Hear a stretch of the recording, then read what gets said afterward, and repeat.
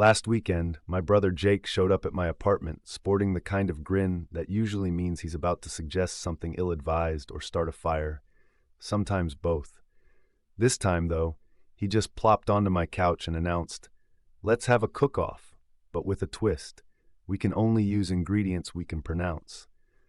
I agreed, thinking this would be a clever way to avoid the mysterious quinoa lurking in the back of my pantry, and maybe, just maybe, force Jake to admit that Worcestershire is a myth invented to make people look foolish on cooking shows.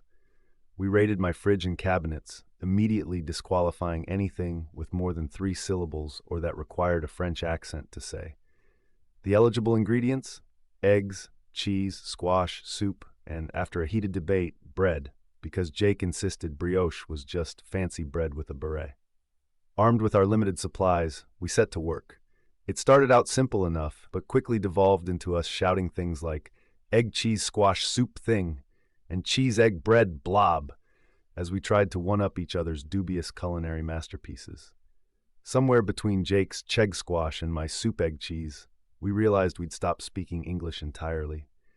Our kitchen echoed with bizarre guttural mashups like squash egg cheese soup and soup egg quashwich.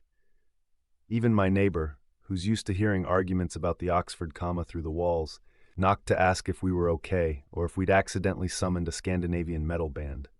By the end of the night, we hadn't so much cooked as invented an entire language, one where everything translates to, "Why does this taste weird?"